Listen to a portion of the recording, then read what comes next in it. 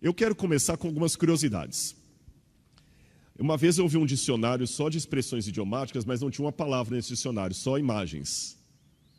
Se eu mostrar essa imagem para vocês, o que vocês imaginam?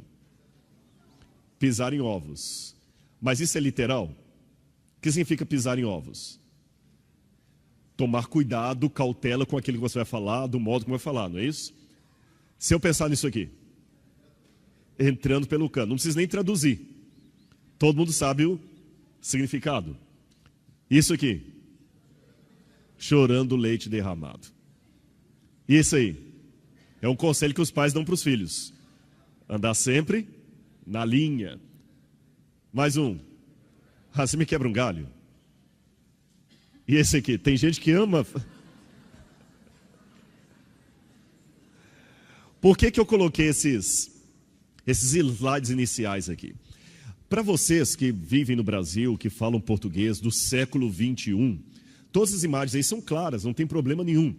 Mas imagine se isso aqui virasse Bíblia, e daqui a 2000 anos, alguém estivesse na igreja falando, olha, ele deu uma de João sem braço.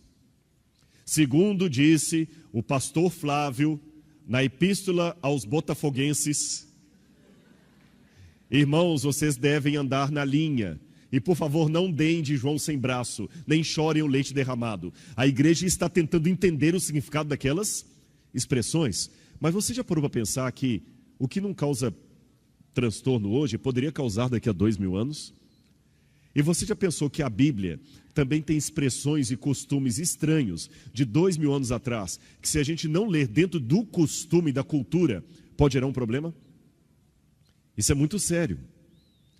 Há expressões na Bíblia que, por exemplo, Deus endureceu o coração de Faraó. Não é isso? Como é que a gente explica isso aí?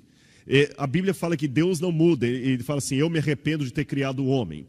Estas expressões, a gente vai hoje tentar entender um pouco dessas expressões e de estranhos costumes da Bíblia à luz da arqueologia bíblica. Como é que a arqueologia me ajuda a entender parte daquelas expressões? Eu posso contar mais uma história de introdução antes de começarmos nos textos bíblicos? Por favor, eu vou falar isso aqui também pisando em ovos, porque eu não quero ofender a interpretação bíblica de ninguém. Nós podemos discordar, mas com respeito. Não é isso? Discordar com classe. Uma vez eu estava falando numa igreja, muitos anos atrás, eu estava recém saindo da faculdade de teologia, e eu me lembro que era uma igrejinha pequena, talvez 10% do tamanho de vocês aqui. Num determinado lugar, num determinado local aí. E havia várias perguntas que as pessoas faziam, e naquela época eu achava que podia responder pergunta de tudo. Hoje eu não faço isso mais. Vem pergunta de música, de tudo. E alguém perguntou sobre questão de corte de cabelo. E eu dei uma explicação sobre o corte de cabelo na Bíblia, que não agradou uma senhora mais conservadora que havia ali no local. Na época, hoje talvez eu teria um pouco mais de maciez para agir como eu agia, mas na época eu tinha 22 anos, então você pensa com a cabeça de 22 anos. Quando eu expliquei, uma senhora levantou no meio do auditório, não sei se você já passou por isso. É a pior coisa que tem, você está falando, é alguém levantar e discordar em público. Dá vontade de morrer. Protesto! Quando eu vi a mãozinha levantando protesto e o coque, eu falei, pronto, é agora, é agora, é agora. E ela falou de maneira bem brava, assim, gesticulando com o chale, me lembro como se fosse hoje. É por isso que essa igreja não vai para lugar nenhum. O apóstolo São Paulo deixou bem claro na Bíblia que não é para mulher tosar cabelo. E as esposas do pastor estão tudo tosando cabelo. Está rindo por quê? Você estava perdido também. E ver esses pastorzinhos falar que não tem problema tosar cabelo. Tosar sique, como ela disse. Eu vou sair daqui, não quero ouvir mais. Mas quando ela começou a levantar para sair, eu falei assim, irmã, só um minuto, por favor, antes da senhora sair, só um segundinho, só um segundo, por favor. A senhora está correta.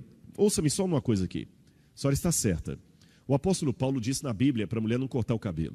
Mas o mesmo apóstolo disse na mesma Bíblia para a mulher na igreja ficar calada, não dizer nada. Se tiver dúvida, perguntar ao marido em casa. Só já leu essa passagem? Eu não quis com isso, de maneira alguma, desrespeitar aquela senhora. Não me interpretem mal. Não me interpretem mal. Mas eu não posso me furtar de dar esse exemplo para vocês, apenas à guisa de ilustração, para vocês verem que Bíblia não é um livro para ser lido a pontapé.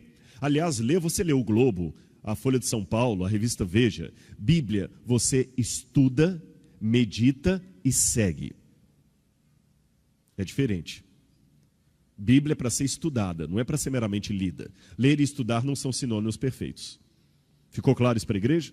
Então hoje eu vou dar algumas contribuições para vocês de como a arqueologia me ajuda a entender algumas situações, passagens e expressões um tanto estranhas da Bíblia. E amanhã, às 17h30, pela parte da manhã, nós vamos ter aqui a Escola Sabatina às 9h, 9h30.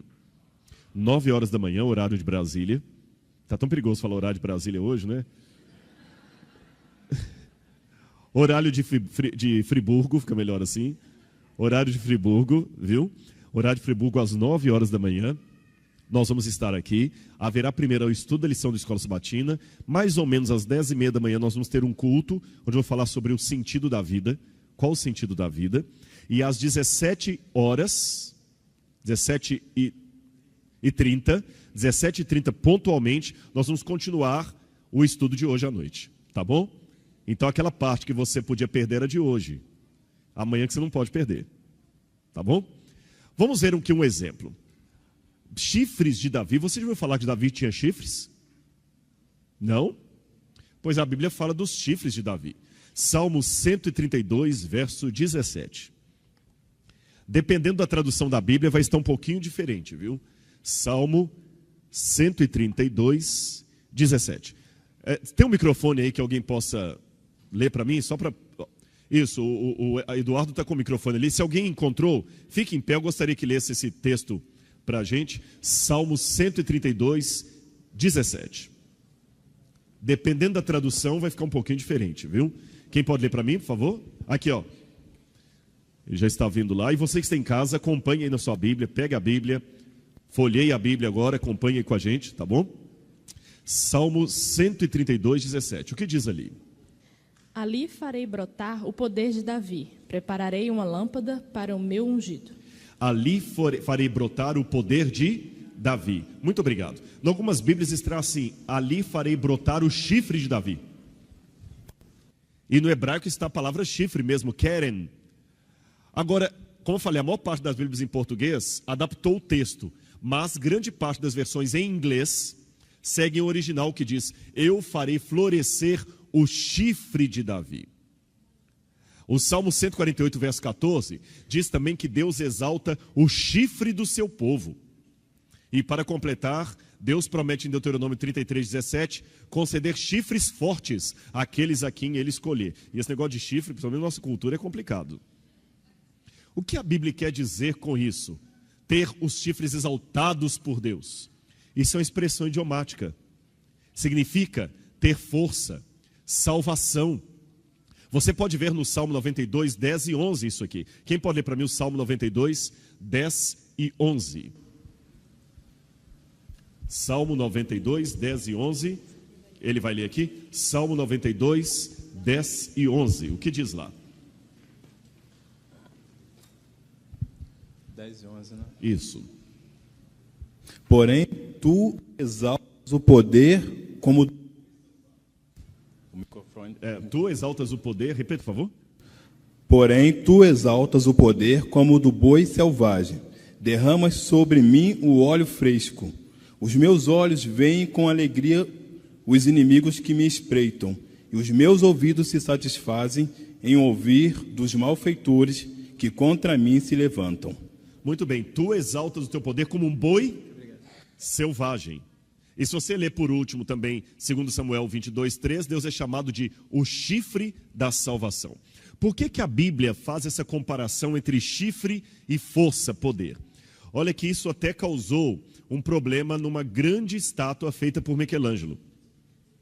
Vocês conhecem a famosa estátua de Moisés, de Michelangelo, que está na igreja de San Pietro in Vincoli, não é isso? Lá em Roma, San Pietro in Vincoli.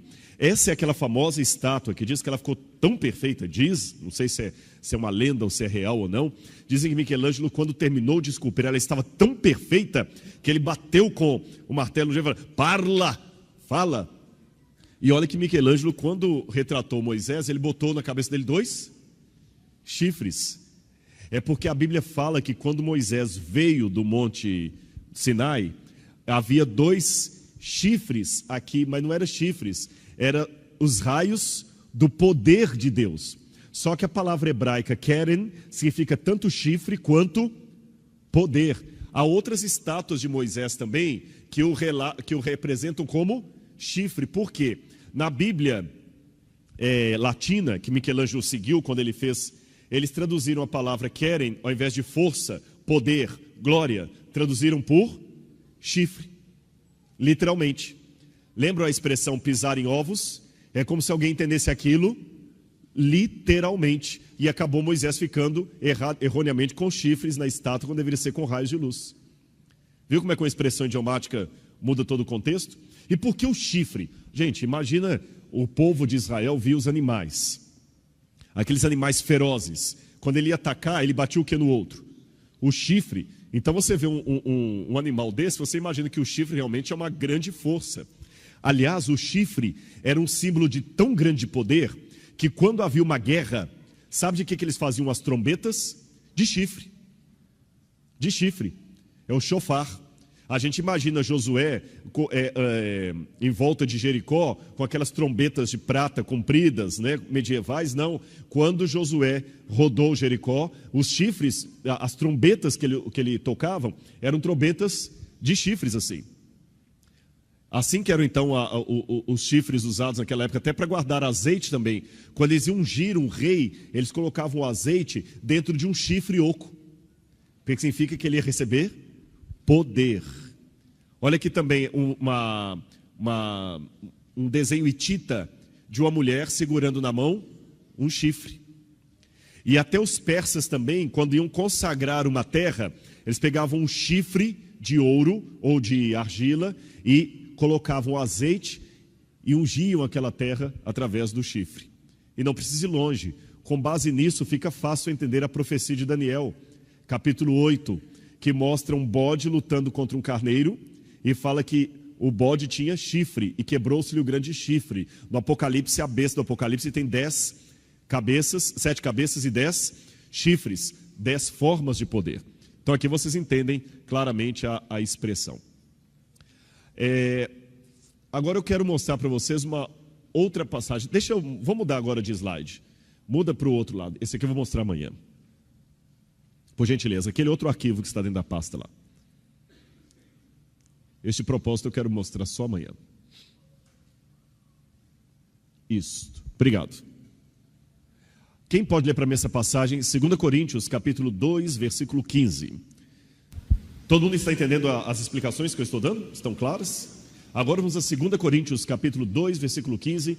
Quem encontrou, só levantar o Eduardo. Eduardo, leva o microfone para vocês. Alguém desse lado aqui agora? Vamos lá? Quem vai? Ele aqui, ó. 2 Coríntios, capítulo 2, versículo 15. Você em casa está acompanhando também, eu espero, né? Abrindo sua Bíblia aí e tomando nota. O que diz esse texto do apóstolo Paulo? Porque para Deus somos o bom cheiro de Cristo, nos que se salvam e nos que se perdem. Leia o verso seguinte também. Para este, certamente, cheiro de morte para a morte, mas para aquele, cheiro de vida para a vida. E para essas coisas, quem é idôneo? Olha que interessante que Paulo falou. Nós somos o bom cheiro de Deus em Cristo. Alguma Bíblia traz, nós somos o bom perfume. Várias trazem, nós somos o bom perfume de Deus em Cristo. Para uns, cheiro de vida para a vida. Para outros, cheiro de morte para... O que significa isso? Nós somos o bom perfume de Deus em Cristo. O que Paulo quis dizer com essa expressão? Olhem aqui. Opa. Isso aqui é uma imagem de Marco Aurélio numa entrada triunfal em Roma. Cada vez que um imperador tinha um domínio militar, que ele conquistava um lugar, ele voltava para Roma e fazia uma parada militar e uma entrada triunfal por um arco do triunfo. Por isso há vários arcos do triunfo em Roma. O arco do triunfo de Tito, o arco do triunfo de Vespasiano, etc. E aqui nós temos um desenho de Marco Aurélio, que viveu evidentemente depois de Paulo, entrando num arco do triunfo. E o que ia ali?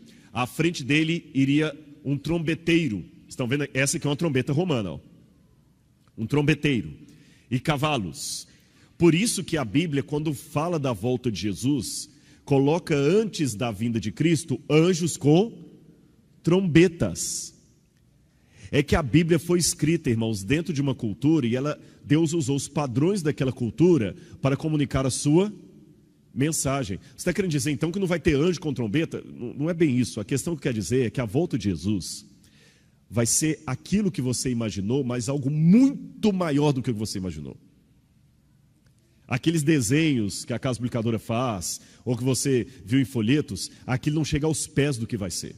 Porque Deus está usando categorias humanas para explicar coisas que nós nem imaginamos. Eu vou dar uma ilustração, os irmãos vão entender o que eu quero dizer. Imagine que você pega um índio que nunca esteve na civilização, tá certo? Você pega aquele índio lá do meio da civilização, venda os olhos desse índio, coloque uma venda nos olhos dele, traga esse índio com os olhos vendados até o centro aqui do Rio de Janeiro. Fala um lugar bem agitado aqui no Rio. Falaram um monte aqui. Qual? Lapa? A Lapa, vários falaram a Lapa aí, né? Aí tira a venda dos olhos desse índio aqui, dê um passeio com ele pelo Rio de Janeiro. Leve pela Lapa, Santa Teresa, o Arco de Santa Teresa, Praia de Copacabana, rode com ele por todo o Rio de Janeiro ali, a linha vermelha, tudo. Depois você coloca de novo uma venda nos olhos desse índio e leva lá para onde ele estava. O que vai acontecer com ele? Em primeiro lugar, ele vai chegar assustado. Segundo, ele não vai conseguir ficar calado, porque ele viu coisas tão fantásticas que ele vai querer contar para os seus amigos. Mas quando ele for contar, o que vai acontecer? Falta o que para ele? Vocabulário, nomes e condição de descrever algo que os outros não viram. Como esse índio então vai fazer? O que vocês acham que ele vai fazer? Ilustrar como? A partir de quê? Da realidade dele. Ele vai pegar folhas, árvores, animais e vai talvez tentar falar de um metrô como sendo uma lagarta grande com pessoas dentro, ou uma cobra gigante com pessoas dentro. Ele talvez vai ver um helicóptero e vai pensar no helicóptero como uma libélula gigante. Ele vai imaginar os prédios como se fosse uma árvore de pedra com pessoas morando dentro. E você que mora aqui no Rio sabe que a ilustração dele é muito pequena perto da realidade. Isso aconteceu com os profetas que viram a volta de Jesus. Eles viram coisas tão fantásticas que quando eles foram tentar encontrar no vocabulário humano palavras para descrever, não encontraram. Então o que eles fizeram? Pegaram o mais próximo que eles podiam para fazer uma comparação. Entenderam? E nós que vivemos 2000 anos depois da Bíblia, lemos ainda e temos que fazer outra adaptação. Como eles sabiam que o imperador sempre vinha antecipado por trombetas, Cristo também vem com o arcanjo tocando a sua trombeta. Mesma coisa. E é interessante que o Apocalipse também mostra a volta de Jesus como sendo um cavaleiro que vem com muitos cavalos. E Jesus vai voltar com um cavalo no céu. Voltando ao Arco do Triunfo. Quando o imperador passava, ele ia com a sua comitiva, na frente dele iam seus soldados com a trombeta, atrás vinham aqueles vitoriosos, mais atrás vinha o próprio imperador e mais atrás aqueles que estavam condenados. Porque quando ele capturava um chefe no local ali, mais alguns imediatos dele, ele levava para executar em Roma. Ele não executava no local. Era uma maneira de mostrar o triunfo dele. Levava para ser executado em Roma. E junto dessa procissão, dessa parada militar, sabe o que ia? Iam escravos jogando perfume na multidão. E aquele perfume que os escravos jogavam era chamado de cheiro de vida para a vida, porque era vitória, e cheiro de morte para a morte, porque não tinha os outros ali todos acorrentados. Então Paulo, fazendo uma comparação, ele ilustra a volta de Jesus como uma grande entrada triunfal de Cristo na história desse mundo. E ele vindo com os seus vitoriosos, muitos machucados, etc., o seu exército. E também aquela mesma visão, que para uns é cheiro de vida para a vida, para outros é cheiro de morte para a morte. Ou seja, eu tenho uma boa e uma má notícia para dar para você. A boa notícia é que Jesus em breve voltará. E a má notícia é que Jesus em breve voltará. O que diferencia de ser uma boa para uma má notícia é como você está na sua relação com Deus. Aqui a parada, então você já agora tem uma noção do que significa Paulo dizer: nós somos para Deus o o bom perfume de Cristo, cheiro de vida para a vida e de morte para a morte. Entendem também porque Cristo entrou triunfalmente em Jerusalém? Para ilustrar isso aí. Agora mais uma passagem. Quem pode ler? Sim, fala aqui no microfone. Na anterior, não há um desejo expresso de Cristo, na seguinte, me desculpe. Não há um desejo expresso de Cristo de contrastar as glórias do mundo com ostentação ao escolher por mais que tenha sido triunfal, com um jumentinho que era um símbolo de pobreza perto de um cavalo, que senão seria o cavalo branco. O cavalo, muito boa sua pergunta. Vocês entenderam a pergunta dele? Eu achei pertinente. Não haveria nesse quadro aqui uma intenção de Cristo de contrastar um pouco a glória desse mundo com a sua glória? Sim e não ao mesmo tempo. Por quê? Existem dois extremos que nós devemos cometer. O extremo da teologia da prosperidade, que acha que só aquele que é rico que é abençoado, que se fizer pacto com Deus vai ter tudo, né? E existe o extremo da pobreza franciscana, que acha que Deus só gosta de quando você está pobre, miserável e tudo mais. Na verdade, Jesus estava entrando de maneira triunfal, sim. Mas por que não um cavalo branco e sim um jumentinho humilde? É porque o cavalo, como entrada triunfal, era símbolo dos romanos. Mas na cultura do Oriente Médio, o animal do rei era uma jumenta. Lembra que Balaão tinha uma jumenta. Lembra que Davi também, quem que Davi fez montar na sua própria jumenta? Absalão, que colocou as vestes e montou na jumenta do rei, não é isso? Fez montar na jumenta do rei. Então a jumenta era o símbolo dos reis do Oriente Médio. Então Cristo entrou de maneira triunfal, mas não à luz de Roma, à luz do Oriente Médio. Então ele contrastou o tipo de glória dele com a glória do mundo. Nesse sentido, você está correto. Ou seja, até as pessoas que têm posses e que são cristãs, ele tem que ser rico, mas ele tem que ser rico diferente do rico que não é de Cristo. E quem é pobre tem que ser diferente do pobre que não é pobre de Cristo. A nossa maneira de agir. Olha, mas pegando a carona de você ter se manifestado, se houver outra pergunta, observação, gente, aqui eu quero fazer uma grande sala de aula, tá bom? Foi o acordo que o pessoal pediu para fazer, não é isso? Quem pode ler para mim agora 2 Coríntios 4, verso 7? Ali, ela vai ler lá atrás, ó. Levar o microfone para ela ali. 2 Coríntios 4, 7. Leia, linda, para a gente, no microfone aí.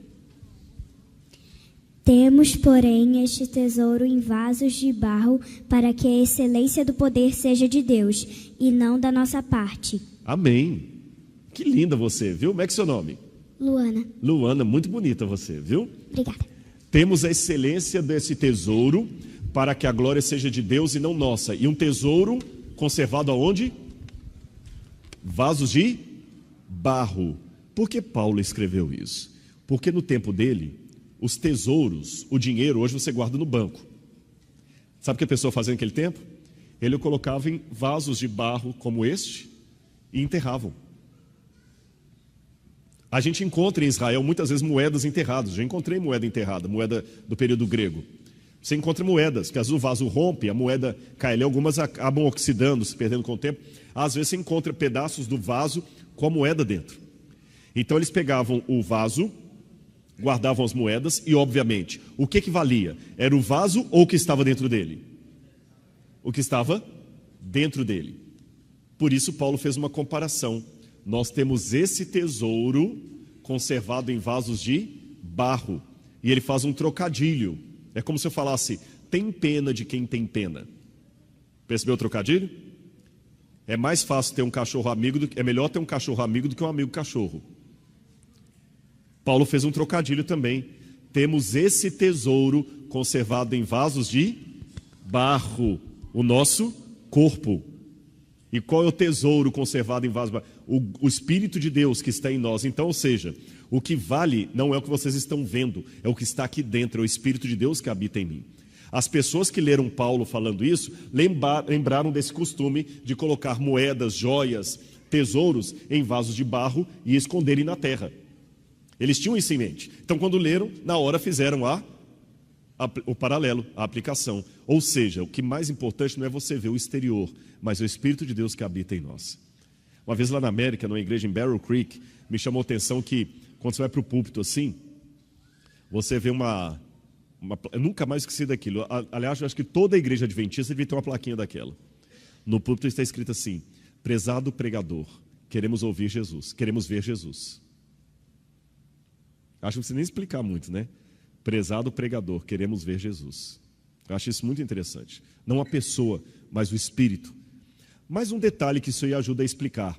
Lembra que Jesus falou, que, como eu falei, as pessoas colocavam o tesouro dentro do vaso de barro e guardavam na terra? Lembra que Jesus falou assim: não acumuleis para vós outros tesouros na terra, onde a traça corrói e o ladrão vem e rouba, antes acumuleis tesouros no céu.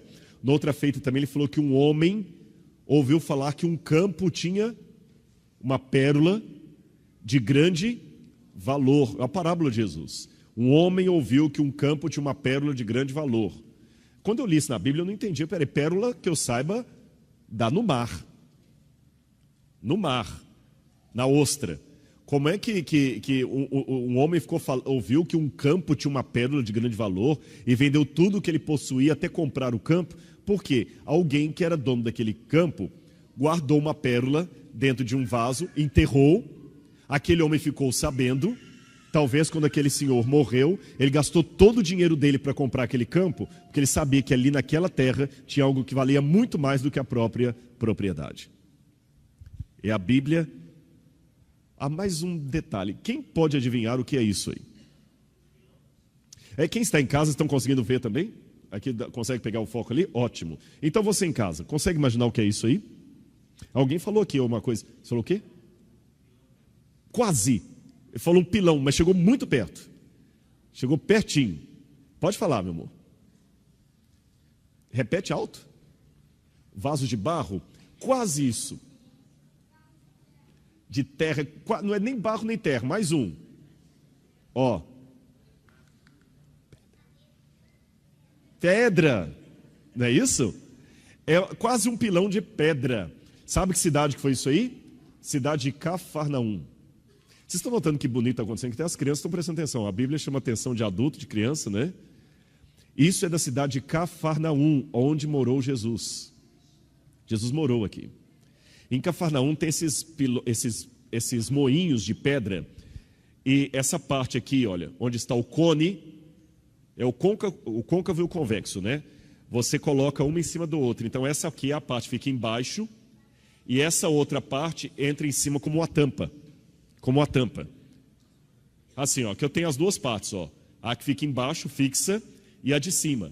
Aqui eles colocam um pedaço de madeira, aí colocam uma sobre a outra, jogavam o trigo ali em cima, iam rodando e triturando o trigo até virar farinha e fazer o pão. Agora uma notícia triste. E não pensem em Lei Maria da Penha, era o costume da época, viu? Mulheres que faziam esse serviço. E geralmente eram duas mulheres. Duas mulheres que faziam o serviço. Por que vocês acham que eram duas mulheres? Não, justamente o contrário. Por terem duas mulheres, gostavam de conversar. Era o momento que elas ficavam conversando. Mas isso aqui não é uma piadinha machista, não. Mulher tem muito mais interpessoalidade que o homem. Mulher, porque a mulher comunica mais. Mulher, pode olhar, sempre manda e-mail para amiga, aquela coisa toda, não é isso? WhatsApp, o gatinho dando feliz sábado. De cada 10 gatinhos de WhatsApp que você recebe, 9 é de mulher, 1 é de homem. E olha lá, mas a mulher tem um poder de convencimento muito grande. Satanás precisou usar toda a astúcia da serpente para convencer Eva a comer do fruto. Eva bastou dizer a Adão assim, quer uma mordida? Mas as mulheres têm mais interpessoalidade. Por isso que eram duas mulheres, geralmente, que trabalhavam no moinho. Duas mulheres trabalhavam no moinho. Havia outros tipos de moinhos também. Havia esse menor aqui, onde triturava o trigo. Esse outro aqui. Estão vendo aqui? Olha, uma pedra e outra aqui. Eu tenho, inclusive, uma imagem egípcia de uma mulher fazendo farinha para produzir o pão. Outra mais aqui, ó. Desde a época do Egito. Havia esse outro moinho pequeno também, que elas iam rodando como uma manivela assim, e ali tiravam toda a farinha para produzir o pão. Aqui você tem a mulher trabalhando. Mas pensando especificamente naquele que eu mostrei para vocês, 2 mulheres sempre trabalhando juntas no moinho. O que lembra essa imagem de 2 mulheres trabalhando no moinho? Essas são imagens de 1930, mostrando que o costume dos beduínos ainda é o mesmo costume de 2000 anos atrás. 2 mulheres no moinho, assim que era o costume. Nunca era um homem que fazia serviço, sempre eram 2 mulheres. Vamos abrir a Bíblia agora em Mateus, capítulo 24. Mateus, capítulo 24.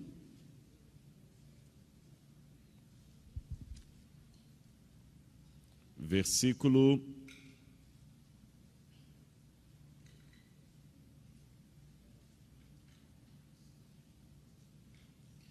'Só porque eu quis ler antes aqui, eu mudei de Bíblia.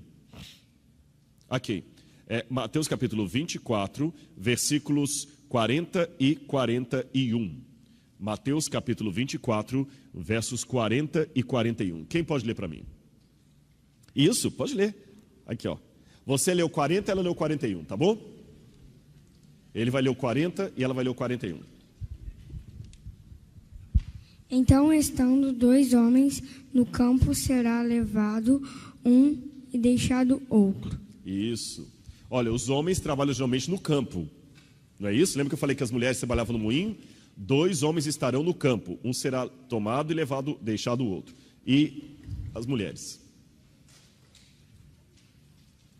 2 estarão trabalhando no moinho, uma será tomada e deixada a outra. Perceberam? 2 estarão trabalhando no moinho, uma será tomada e deixada a outra. Olha que interessante isso. 2 mulheres estarão trabalhando no moinho, uma será tomada e deixada a outra. Perceberam de onde que vem essa ilustração? Mas agora eu quero aproveitar e aproveitar que a tampa caiu. Oi? Era o moinho, exatamente. Eu quero aproveitar e quero explicar para vocês como é que o contexto me ajuda a ver uma passagem que o pessoal entende errado. Novamente, como eu falei a princípio, aquela questão do corte de cabelo, que eu não queria ofender ninguém, eu respeito aqueles que pensarem diferente de mim. Tá bom? Eu respeito, mas deixe-me expressar aqui a minha opinião à luz da Bíblia. Existe uma passagem pertinho de onde eles leram aí, que algumas pessoas entendem que Jesus vai voltar de maneira secreta e arrebatar a igreja. Inclusive fizeram até um filme, um livro de Tim LaHaye, chamado Deixados para Trás. Lembram disso? E a passagem-chave que usa é essa aqui, ó. Mateus capítulo 24, é pertinho de onde eles leram ali, ó. Verso 40. 2 estarão no campo, um será tomado e deixado o outro. 2 estarão trabalhando no moinho, uma será tomada e deixada a outra. Por isto vigiai, pois não sabeis em que dia vem o vosso Senhor. Já viram essa passagem? Vocês já viram que muitos se aplicam, até fizeram um filme. Quantos assistiram esse filme, Deixados para Trás? Vários. E com essa passagem falou o seguinte: muitos serão tomados. E como é que geralmente essa passagem é explicada?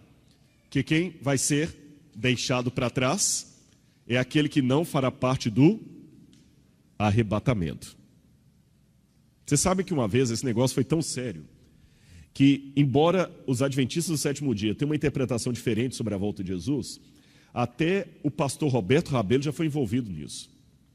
Como eu sei que por muitos e muitos anos o pastor Roberto Rabelo gravou aqui nos estúdios da Rua da Matriz, aqui atrás, A Voz da Profecia, eu me lembro que eu estava como distrital lá em Minas Gerais. Isso foi em 1993. Não sei quantos se lembram que saiu a conversa que o pastor Rabelo tinha sido arrebatado. E eu me assustei porque a coisa se alastrou por tal... Alguém lembra de ter ouvido falar isso na época? Deixa eu ver. Alguns lembram, né? E eu ouvi várias versões que o pastor Rabelo tinha sido arrebatado. Eu falei, gente, mas como? A gente não pensa assim, não é assim que a gente interpreta a volta de Jesus. Olha como é que quem conta um conto aumenta um ponto. O pastor Rabelo, ele estava morando em Curitiba na ocasião, a irmã Edith era a esposa dele, E ele saiu de casa, ele já estava bem idoso. E ele demorou a voltar, a esposa ficou preocupada, ligou para a associação para saber se ele tinha passado por lá e foi aumentando a coisa, igual o telefone sem fio. Pastor Rabelo está aí? Não, não está. Pastor Rabelo sumiu. Pastor Rabelo foi sequestrado. Pastor Rabelo desapareceu. Pastor Rabelo foi arrebatado. E a coisa foi aumentando. Quando chegou lá em Minas Gerais, eu não sei qual a versão que vocês ouviram, eu ouvi duas. Uma delas que eu ouvi, que a esposa entrou no quarto, ele já não estava mais lá, mas a cama dele estava toda dobradinha, os lençóis, o pijama, igual os lençóis de Cristo. A outra chegou a irmã para mim e disse: ai, que glória, pastor. Eu falei: o que foi? Pastor Rabelo foi arrebatado. Eu falei: como é que foi isso, irmã? Ai, eu estou até emocionado, irmã, mas não é assim. Não, ele disse que ele estava assim. A esposa dele estava trabalhando no jardim, e assim, aí ele chegou atrás dela e falou assim: ó, querida, até o céu. Quando ela voltou, só estava o chinilinho dele no chão. Eu lembro que depois, se eu não me engano, foi o pastor das Reis, me recordo bem, parece que ele teve que publicar no Jornal da Voz do Brasil assim: Pastor Rabelo não ressuscitou, ele está entre nós. Não ressuscitou, não foi arrebatado. Agora, eu vou explicar para os irmãos, em primeiro lugar, a volta de Jesus não será algo secreto. A Bíblia sempre fala que a volta de Jesus será algo visível no céu, com poder e grande glória. E como é que explica esse texto? Muito simples. O que é que eu estou mostrando através da arqueologia aqui? Vamos olhar o contexto. Volta o olhar para a Bíblia aqui. Vamos olhar os versos anteriores. Conhecem o provérbio que diz: texto fora de contexto vira pretexto. Mateus capítulo 24, nós lemos o verso 40 e 41, não foi? Que aliás, eles leram para mim lá e eu repeti aqui. Vamos ler os versos anteriores aqui.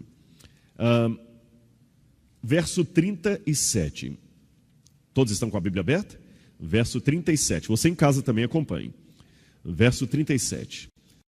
Pois assim como foi nos dias de Noé, também será a vinda do Filho do Homem.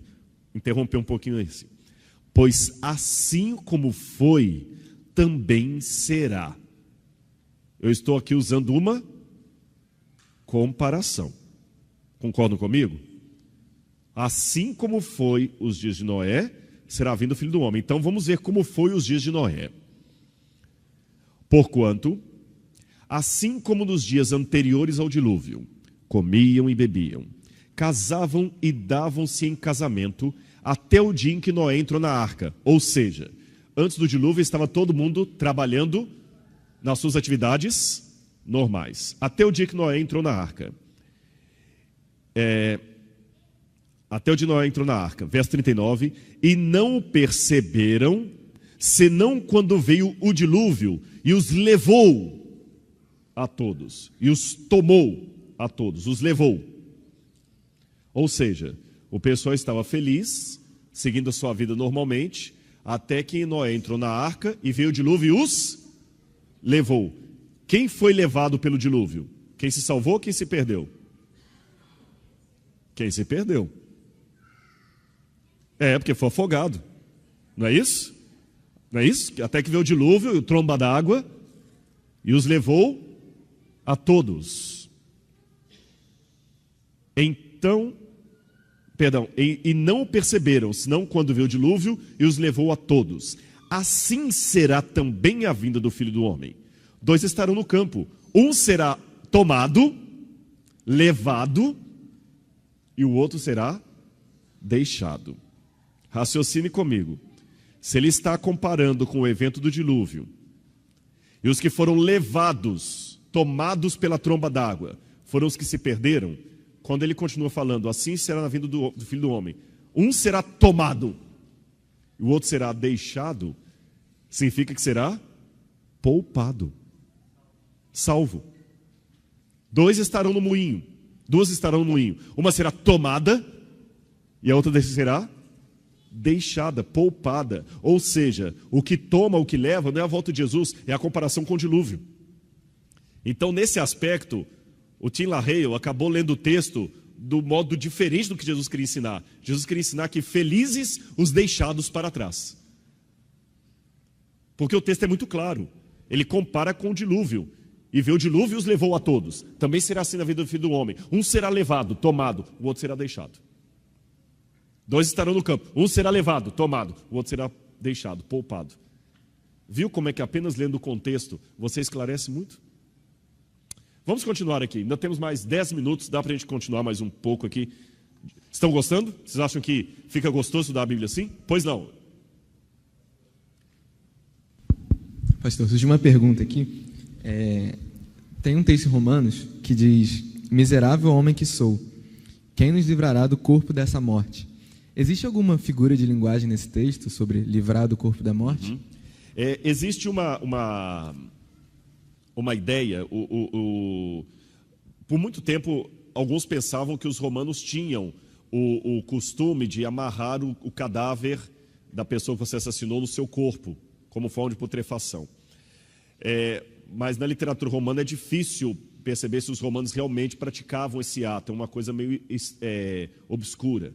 O que temos mais certos é que os cartaginenses faziam esse tipo de coisa. Um rei cartaginense, ele quando capturou os inimigos, ele pegou e amarrou corpos nas costas dos inimigos e obrigou os inimigos a andarem com carcaça de cadáver nas costas, com uma maneira de punição.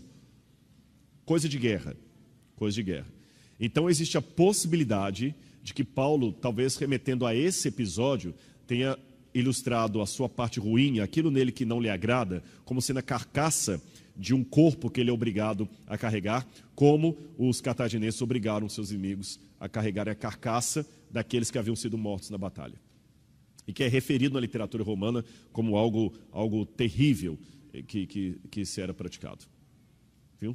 Não é um costume necessariamente que os romanos tinham, mas é algo que, até pouco tempo, eu mesmo pensava que era um costume dos romanos. Mas depois, lendo a fonte primária, percebe-se que não. Os romanos fazem referência a esse costume, mas como uma coisa odiosa que foi feita em momento de guerra. Tá certo?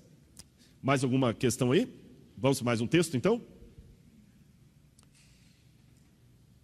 Refeições. Eu quero terminar hoje falando sobre refeições. Como eram as refeições nos tempos bíblicos? Você já notou como é que a Bíblia fala de comida? O pecado no mundo entrou por causa de uma comida errada, não é isso? Jacó compra a primogenitura do irmão por causa de um guisado de lentilhas. Jesus, na oração do Pai Nosso, fala: o pão nosso de cada dia nos dá hoje. A traição de Cristo foi durante uma refeição. O Salmo 23 fala que prepara uma mesa na presença dos meus adversários, uma refeição. O fruto da árvore da vida. A Bíblia parece que é um livro de culinária. Só fala de comida, comida, comida. Mas a relação que eles tinham com a comida é diferente da relação que você e eu temos com a comida. Embora nós tenhamos problemas com fome no Brasil, ele não é tão próximo de nós como em alguns países onde a fome é algo terrível mesmo. Eu não sei se alguém aqui já teve a desdita de experimentar fome. Quando digo fome, é fome mesmo, não é que nós estamos com a fome, não. É não ter o que comer. E nos tempos bíblicos, especialmente no Oriente Médio, a comida era escassa. Você não tinha comida para comprar no supermercado toda hora. Então eles tinham um costume interessante. Só havia 2 refeições diárias. Não havia esse costume que nós temos de comer entre as refeições. E comer era um ato sagrado, porque era tão rara a comida, que olha que curioso. Se você me chamasse assim: Rodrigo, vamos almoçar amanhã na minha casa? Eu falo: desculpa, não dá? Tudo bem. No Oriente Médio, se você convida alguém para comer com você e ele não aceita, é uma ofensa muito grande. Muito grande. E mais, você não pode comer em pé. Não estou falando, quando eu falo Oriente Médio, deixa eu fazer uma notinha de rodapé aqui. Se você for a Israel hoje, Jordânia, você tem Pizza Hut. No Egito tem Pizza Hut, tem McDonald's, tem essa junk food americana todinha lá. Eu estou falando, quando eu falo Oriente Médio, eu estou falando mais dos tempos bíblicos. E quando eu refiro aí, eu falo mais dos beduínos, povos que ainda mantêm aquelas tradições milenares. Tá certo? Que o pessoal, eles têm uma ideia errada do Brasil lá fora, e a gente tem uma ideia errada. Lá fora, por exemplo, tinha gente que me perguntava se não tinha medo de cobra. Que eles pensavam que o Brasil tinha 2 grandes cidades, São Paulo e Rio de Janeiro, e o resto era uma floresta. E tem gente que pensa também que em Israel estão os meninos andando com bazuca aqui e tudo e tal, né? Não é bem assim, não. Mas falando da cultura antiga do Oriente Médio, você não pode comer em pé. Comer em pé é uma tremenda falta de reverência e educação. Você tem que se reclinar para comer. Tem que ser algo calmo. Não se pode. 2 refeições por dia. Apenas quem fazia a terceira refeição eram trabalhadores braçais. Então, tocado, pode ler. Você se sentiu tocada? Então, cadê o microfone? Lê no meu aqui mesmo. Pronto, aqui já está trazendo aqui. Ó. Eu vou ter que fazer assim agora. Eu vou ter que, se sentir tocado, que vai ler. E sendo já a hora de comer, disse-lhe Boaz: achega-te aqui e come do pão, e molha o teu bocado no vinagre. E ela se assentou ao lado dos segadores, e lhe deu do trigo tostado, e comeu e se fartou, e ainda lhe sobejou. Está vendo? Então Boaz falou: Ruth, vem cá, come aqui com a gente, com os trabalhadores, né? E geralmente eram sementes tostadas que eles comiam, grãos. Na verdade não era vinagre, era vinho. Eles traduziram por vinagre aí, a palavra é aim. Na verdade era põe a mão no teu vinho. E a palavra aim pode ser tanto vinho fermentado como não fermentado. Não é vinagre não, porque vinagre é vinho estragado, não é? Eu até nem sei porque essa tradução vinagre. Se for a palavra tirosh é vinho não fermentado. Aim é o vinho, pode ser tanto vinho de maneira geral. Alguma outra Bíblia traduziu como vinho aqui? Vinho, né? A sua tá vinagre, né? Pois não, Ivan. Doutor Ivan. Prazer, Rodrigo. Só para aproveitar o gancho, a questão do álcool, vinho sem fermento, Deixa eu colocar uma notinha de rodapé aqui, então. Vou pedir para vocês uma coisa. Eu tinha que terminar 9h30. Pode terminar 9h40? 9h40? Ninguém vai perder o ônibus. Ninguém mora em Jaçanã, né? Oi? Vou direto até a escola sabatina amanhã, então, né? As crianças dormiram mesmo? Tá. Então, a questão do vinho. Existem algumas palavras para vinho em hebraico. Falei da palavra aim, que significa vinho de uma maneira geral. Você tem a palavra sícara, que é bebida forte. Pode ser vinho, cerveja, qualquer bebida alcoólica forte. Você tem a palavra destilada. Você tem a palavra tirosh, que é o... Ficou bonito? Eu não sei de onde essa foto vai depois, gente. Falando, mas não tirou melhor aqui, vamos aqui, ó. Brincadeira. O que eu estava falando mesmo? O tirosh é o vinho não fermentado, é o suco de uva. No Novo Testamento, em grego, você tem a palavra oinos, que significa tanto o suco de uva como o vinho fermentado. Na Bíblia, existem alguns momentos em que o vinho fermentado foi usado, sim, e Deus tolerou, claro. O caso de Noé, que se embriagou com o vinho fermentado. Nós temos o caso de Ló, que se embriagou com o vinho fermentado. Mas o vinho fermentado nunca foi algo que a Bíblia tratou muito bem, foi tolerado. Houve algumas coisas que Deus tolerou por uma época, como as guerras, por exemplo, mas aos poucos foi indicando o povo a não usar aquilo. Por exemplo, o fermento, por essa razão, sempre foi colocado na Bíblia como símbolo do pecado, para que as pessoas não fossem estimuladas a beber bebida fermentada. Só que nós temos um problema: a uva só dá uma vez por ano. Eu não sei no Brasil como é, lá em Israel geralmente é no mês de setembro, que é o mês da primavera. Aqui, não, primavera não, desculpa. Primavera no Brasil, agora eu me esqueci. Outono, está começando o outono. Geralmente na primavera, no início do outono, que dá, primavera no Brasil, que dá a uva em Israel, no Oriente Médio, uma vez por ano. Se a uva só dá uma vez por ano, como é que você vai armazenar não alcoólico o ano todo? Eles faziam da seguinte maneira: vinho de passas. Era um suco de passas. E eles misturavam bastante água, justamente para dar para as crianças e para as pessoas não embriagarem. Tá certo? E quando o outro já estava fermentado, eles misturavam bastante água ali, e havia até uma questão aí medicinal. Não como remédio, mas como profilaxia, porque a água não tinha tantos filtros como hoje, a água era muito contaminada. Então a maneira que você tinha de tomar uma água menos contaminada ou matar as bactérias, os germes, embora Pasteur não tivesse falado disso ainda, mas já tinha uma noção que a água estava contaminada, eles misturavam um pouco do vinho alcoolizado mesmo na água, para limpar a água, para purificar a água. Por isso que Timóteo tinha muitas dores de estômago, possivelmente por causa da água que ele bebia. E Paulo falou assim: olha, Timóteo, mistura um pouquinho de vinho na água e toma. Não era como remédio, é para poder purificar a água e talvez aquilo ali que estava causando as dores estomacais de Timóteo. Lembra que Jesus transformou a água em vinho? Quando Jesus mandou encher as talhas de pedra, ninguém se surpreendeu, porque ele poderia misturar a passa ali. Como é que ele ia fazer aquilo tão rápido? Mas eles se surpreenderam que ele tornou aquilo ali num vinho recém-colhido. Isso que foi um milagre. Ele tornou aquela água num vinho recém-colhido. Como é que a gente pode fazer isso? Onde é que ele conseguiu isso aqui? Então, na minha opinião, Oi? Não usou passas, ele transformou água em vinho. Com passa é fácil, exato. Por isso quando ele fala assim, encha de água, eles encheram sem muita surpresa, porque pensaram que ele ia talvez tentar arrumar alguma coisa ali. E ele transforma a água em vinho. Na minha opinião, não era o vinho fermentado, porque Jesus não iria usar algo fermentado numa cerimônia como o casamento, muito menos na Páscoa, quando você não podia ter nada fermentado, até o pão era sem fermento. Então na Santa Ceia também não poderia ter vinho fermentado. Não sei se isso aí já ajudou.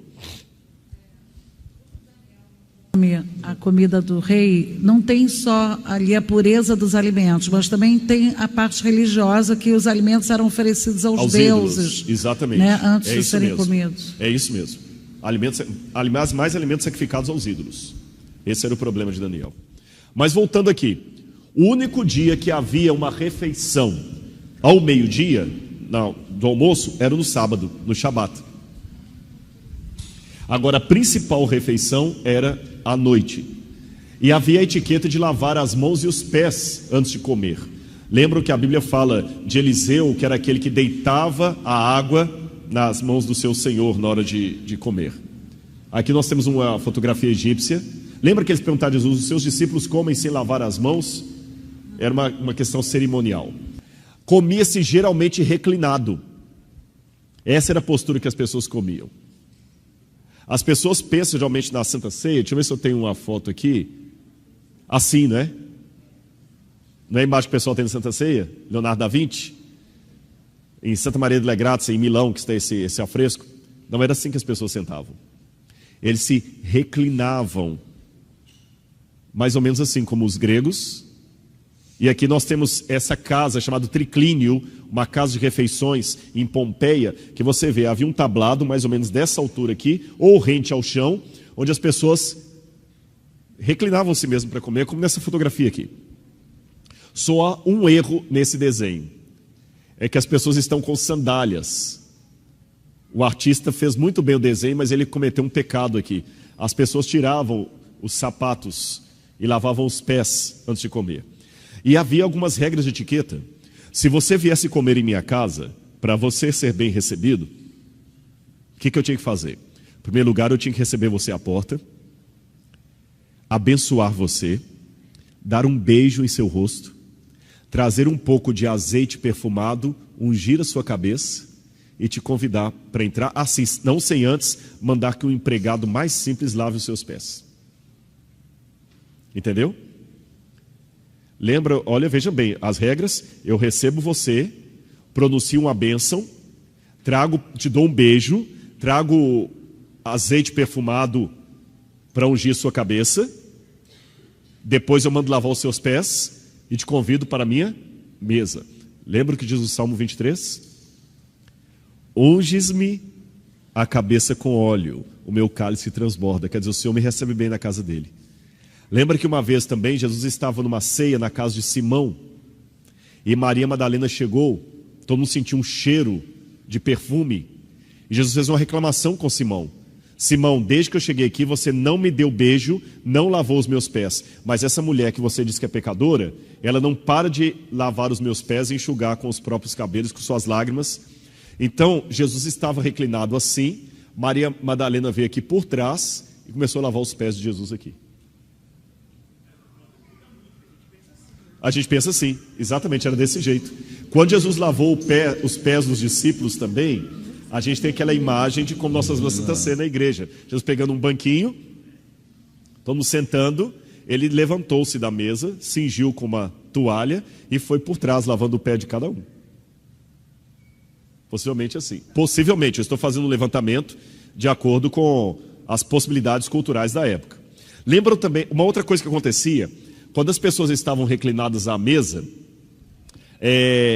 havia música. Muita gente cantava para alegrar quando era uma festa especial. Há um outro detalhe curioso, as pessoas não comiam carne todos os dias. A carne era consumida no máximo 3, 4 vezes por ano. Porque como a carne era rara, só quando havia algo muito importante para você mandar matar um animal e comemorar. O sacrifício, aí só o sacerdote que participava, e os levitas. Quando é que o pessoal comia carne? Na Páscoa, que era o Cordeiro Pascal, ou quando tinha uma festa muito importante, eles comiam a carne.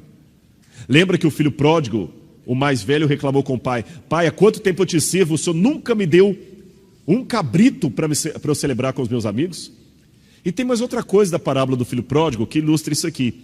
Lembra que eu falei que as pessoas ficavam cantando e dançando enquanto todos ficavam à mesa comendo? Quem pode ler para mim Lucas capítulo 15, versículos 24 e 25?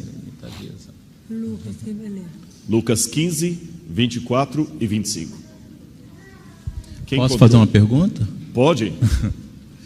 Na verdade são 3 em 1. Pode só terminar essa parte aqui, só para não quebrar o raciocínio? Lucas 15, 24 e 25. Aproveita e lê esse texto então para mim, por favor, Cid. É que já bateram o sinal ali que tem que terminar meu sermão, viu?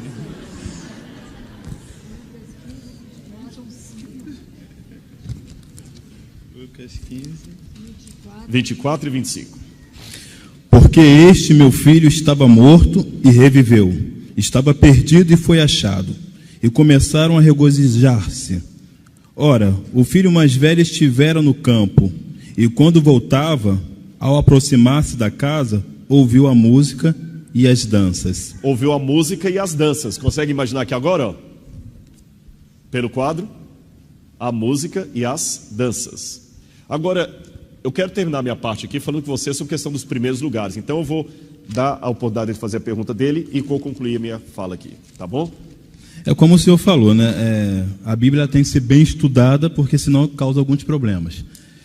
Então eu lendo uma vez, eu cheguei em 2 Samuel 24, diz assim: tornou a ira do Senhor a acender-se contra os israelitas, e ele incitou a Davi contra eles, dizendo: vai, levanta o censo de Israel e de Judá.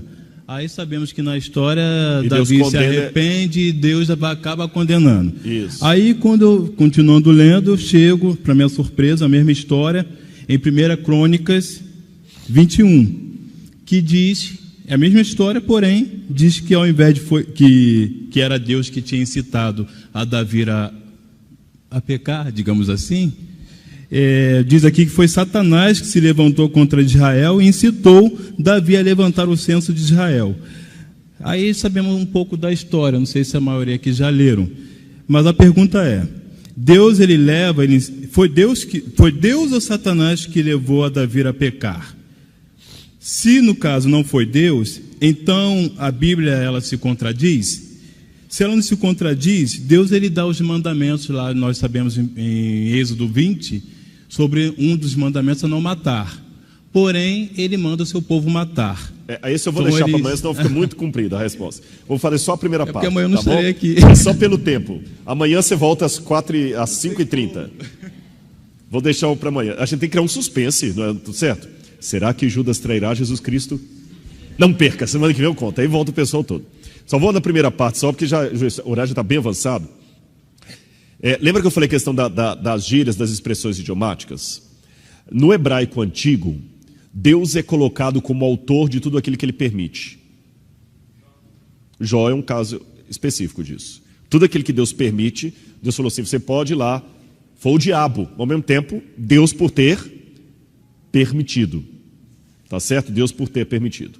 Aqui na nossa cultura, como é que é o seu nome? Bira. Se você está querendo tomar sorvete, e eu falo assim: Bira, não tome sorvete, já está com a garganta ruim, não tome, eu sou seu amigo, não toma sorvete. E você fica insistindo demais, você está sendo chato, fala assim: Bira, tá bom, não vou falar mais nada, vai lá, compra sorvete, toma, não vou falar mais nada, não está mais aqui quem falou, tá bom? Vai lá, toma sorvete. Se você olhar o pé da letra na língua portuguesa, eu estou usando um imperativo, eu estou lhe dando a ordem de tomar sorvete. Mas essa ordem não é literal. É apenas uma forma, um eufemismo que eu estou usando para dizer que você me venceu pela sua teimosia. Não é isso? Sabe como eu falaria assim em hebraico antigo? Eu te farei tomar sorvete. Eu te farei tomar sorvete. É apenas uma figura de linguagem. O Senhor endureceu o coração do faraó. O Senhor incitou Davi. Um autor colocou usando a expressão idiomática, outro colocou